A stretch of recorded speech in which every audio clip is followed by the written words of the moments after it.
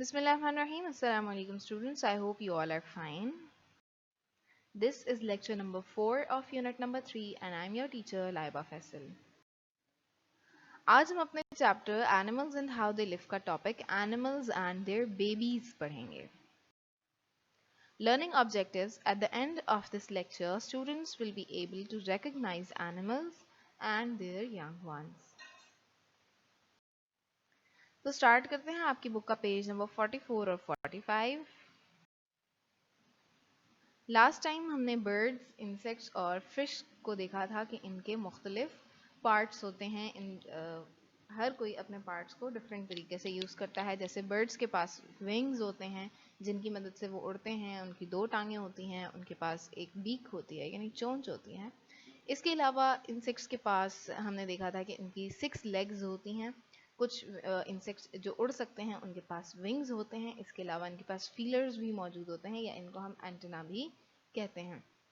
इसके अलावा हमने फिश का देखा था कि फिश के पास फिन्स होते हैं, टेल है, गिल्स और स्केल्स. इसके अलावा उसके अंदर स्केलेटन भी मौजूद होता है. तो चलिए अब हम आप अपना आज का लेक्चर स्टार्ट करते हैं. अब आप अपनी स्क्रीन पे देखें, आपको कुछ एनिमल्स नज़र आ रहे हैं और उनके बेबीज नज़र आ रहे हैं. ये जैसे ये काऊ है, काऊ के बेबी को हम क्या कहते हैं? काफ. इसी तरह डियर है, डियर के बेबी को हम क्या कहेंगे? फॉन. कैट, कैट के बेबी को हम कहेंगे किटन. इसी तरह डॉग, डॉग के बेबी को हम कहेंगे पपी. इसी तरह डक के बेबी को डकलिंग कहते हैं और hen के बेबी को चिक कहते हैं. तो आई होप कि अब आपको एनिमल्स और उनके बेबीज के नाम याद हो जाएंगे. यहाँ पे हम देखते हैं कि baby animals look like their parents, यानी जो भी एनिमल्स के बेबीज होते हैं वो अपने पेरेंट्स की तरह या एडल्ट एनिमल की तरह लगते हैं. फॉर एग्जांपल अगर आप किसी काफ को देखते हो तो आपको पता चल जाता है कि ये किसी काऊ का बेबी है. इसी तरह अगर आप किसी पपी को देखते हो तो आपको उस पपी को देखने से पता चल जाता है कि ये डॉग का बेबी है. और किटन को देखने से आपको पता चल जाता है कि ये कैट का बेबी है. तो वो कैसे पता चलता है कि बेबी एनिमल्स अपने पेरेंट्स की तरह दिखाई देते हैं. Some animals lay eggs. कुछ जानवर अंडे देते हैं. When the eggs hatch, baby animals come out of the eggs. जब कुछ अरसे बाद जब वो जानवर अंडे दे देते हैं तो उनमें से बेबीज निकलते हैं यानी बेबी एनिमल्स निकलते हैं. और बेबी एनिमल्स के बाहर आने को हम हैचिंग कहते हैं. ठीक है, यानी अंडे में से किसी जानवर के बेबी का बाहर आना हैचिंग कहलाता है.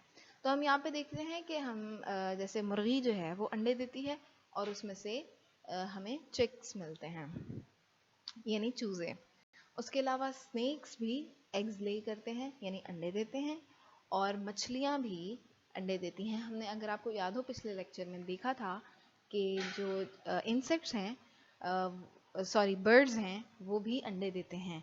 तो इसी तरह फिश भी एग्स ले करती हैं और इंसेक्ट्स भी. ये था आपका आज का काम. अब आपने क्वेश्चन नंबर 3 लिखना है अपनी कॉपी में. और क्वेश्चन नंबर 3 ये है कि वेयर डू एनिमल्स लिव, जानवर कहाँ रहते हैं. सबसे पहले आप डेट डालें, उसके बाद आपने ब्लू कलर से क्वेश्चन लिखना है, फिर आंसर लिखिए. Some animals live on land, कुछ जानवर ज़मीन पर रहते हैं.